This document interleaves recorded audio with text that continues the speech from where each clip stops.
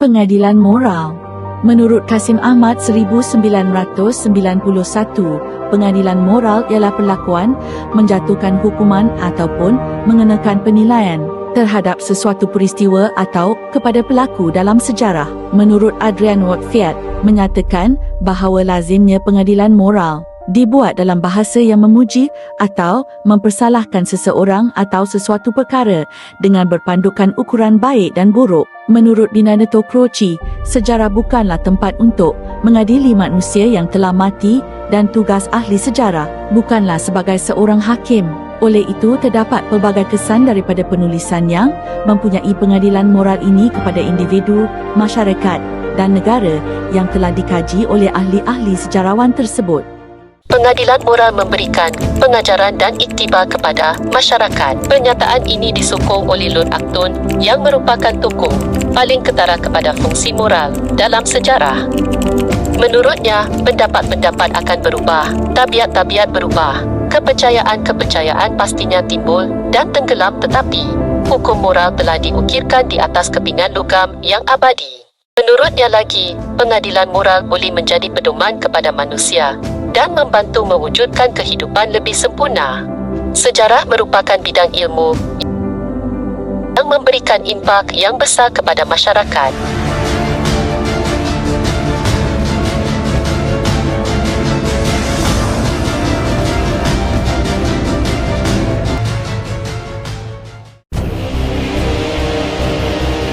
Wujudnya pengadilan moral dalam sebuah sejarah. Terdapat penilaian dan hukuman dalam setiap peristiwa yang dilakukan oleh ahli sejarawan kepada pelaku atau peristiwa sebuah sejarah. Peristiwa 13 Mei 1969. Rusuhan kaum Melayu dan Cina. Peristiwa 13 Mei 1969 merupakan sejarah hitam bagi Malaysia, iaitu berlaku rusuhan antara Cina dan Melayu. Semasa PRU, calon-calon pilihan raya membangkitkan isu yang berkaitan sentimen perkauman dengan menyentuh soal hak dan kedudukan orang Melayu di Malaysia. Kemenangan telah diberikan kepada Parti Gerakan. Perarakan kemenangan oleh penyokong parti sengaja melanggar peraturan jalan, menghina dan berlaku kasar terhadap kaum Melayu. Kemudian, kaum Melayu mula berang dan mengadakan perarakan di hadapan rumah Dato' Harun. Dan mulanya perbalahan pertama di setapak di mana kedua pihak saling berkelakuan ganas. Rusuhan kaum ini sangat teruk sehingga ramai kehilangan nyawa, harta benda seperti rumah dan kereta yang dibakar. Pengajarannya, perpaduan di antara kaum hendaklah dipupuk sejak kecil lagi agar tidak berlaku perusuhan kaum. Ia juga memberi kesedaran kepada masyarakat bahawa politik yang tidak stabil amat bahaya sehingga mencetus ketegangan antara etnik. Peristiwa ini menyatakan pentingnya menghormati pelbagai budaya dan elak menggunakan isu-isu sensitif yang menyebabkan pergaduhan. Menurut sarjana tempatan iaitu Kasim Ahmad, pengadilan moral ialah perlakuan menjatuhkan hukuman atau mengenakan penilaian terhadap sesuatu peristiwa atau kepada seorang pelaku dalam sejarah. Contohnya, Frank Swettenham ada menjatuhkan pengadilan moral dalam isu orang Melayu iaitu ada pernyataan orang Melayu tidak mempunyai institusi politik dan orang Eropah secara semula jadi lebih pintar daripada orang Asia. Selain itu, Frank Swettenham juga ada menyatakan orang Melayu pemalas. Pernyataan ini boleh dilihat dalam penulisannya di buku berjudul Stories and Sketches.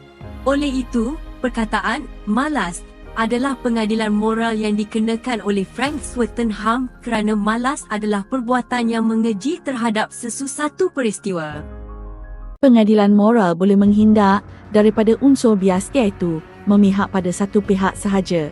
Penglibatan pengadilan moral dalam penulisan sejarah merupakan peristiwa yang berlaku akan ditafsirkan dengan menerapkan nilai adil dalam penulisan tersebut agar semua pihak atau pelaku dalam peristiwa sejarah tersebut dapat dibela dan tidak dikutuk tanpa asal-usul periksa. Contoh, kepimpinan Adolf Hitler di Jerman mengisahkan seorang pemimpin Nazi Jerman yang kejam Ibunya mengatakan bahawa beliau adalah seorang anak yang baik, namun beliau adalah seorang yang kejam kerana telah membunuh lebih kurang 6 juta orang Yahudi dengan gas beracun. Walaupun beliau telah menyebabkan 6 juta lebih orang Yahudi mati akibat Holocaust, namun ini telah membuka mata dan hati rakyat Jerman tentang kejahatan yang telah dilakukan oleh orang Yahudi kerana telah menjadi penyebab kepada kekalahan peperangan. Antara sejarawan yang menyokong tindakan Adolf Hitler dan mempunyai pandangan pengadilan moral yang berat sebelah terhadap tindakan Hitler kepada orang Yahudi adalah David Irving. David Irving telah menerbitkan sebuah buku yang berjudul Hitler's Wall. Di dalam buku ini, beliau telah menyatakan beberapa pandangan beliau yang menyokong tindakan Hitler menjalankan penghapusan kaum Yahudi di Jerman. Antara kenyataan beliau dalam buku ini adalah, hingga akhir abad tragik ini, akan selalu ada sejarawan, negarawan dan penulis yang tak berpengetahuan yang bersedia untuk percaya bahawa Nazi menggunakan bilik gas di Auschwitz untuk membunuh manusia. Tetapi sekarang terserah pada mereka untuk menjelaskan kepada saya sebagai seorang mahasiswa sejarah moden yang cerdas dan kritis, mengapa tidak ada jejak yang signifikan dari senyawa sianida di bangunan yang diperkatakan itu. Contoh kedua, unsur bias Amerika Syarikat dalam peperangan Palestina-Israel.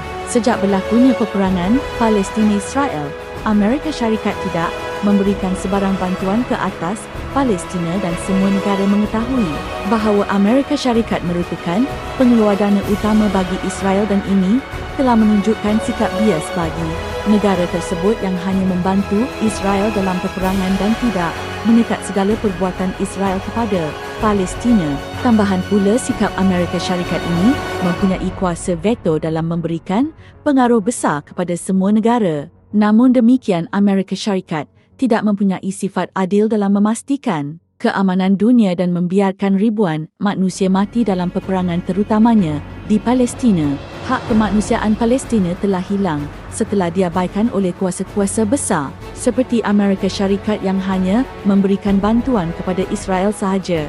Contoh kedua, unsur bias Amerika Syarikat dalam peperangan Palestina-Israel. Sejak berlakunya peperangan Palestina-Israel, Amerika Syarikat tidak memberikan sebarang bantuan ke atas Palestina dan semua negara mengetahui bahawa Amerika Syarikat merupakan pengeluar dana utama bagi Israel dan ini telah menunjukkan sikap bias bagi negara tersebut yang hanya membantu Israel dalam peperangan dan tidak menekat segala perbuatan Israel kepada Palestina. Tambahan pula, sikap Amerika Syarikat ini mempunyai kuasa veto dalam memberikan pengaruh besar kepada semua negara. Namun demikian, Amerika Syarikat tidak mempunyai sifat adil dalam memastikan keamanan dunia dan membiarkan ribuan manusia mati dalam peperangan terutamanya di Palestina. Hak kemanusiaan Palestina telah hilang setelah diabaikan oleh kuasa-kuasa besar seperti Amerika Syarikat yang hanya memberikan bantuan kepada Israel sahaja.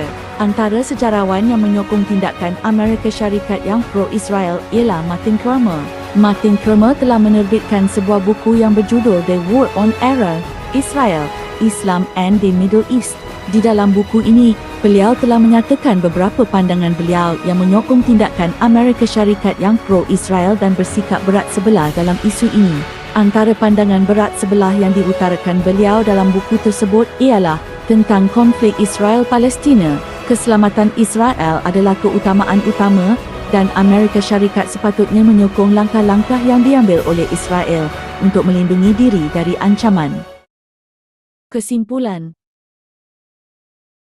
tugas menjatuhkan pengadilan moral yang dilakukan oleh ahli-ahli sejarah akan menimbulkan pelbagai kerumitan. Walaupun ia akan menimbulkan pelbagai kerumitan dalam penulisan sejarah ini, tetapi ia amat berguna bagi memastikan pelaku atau peristiwa dalam sejarah tersebut dapat ditafsirkan dengan menyatakan kebaikan atau kelemahan pelaku sejarah terabut tanpa bersikap berat sebelah atau memihak mana-mana pihak.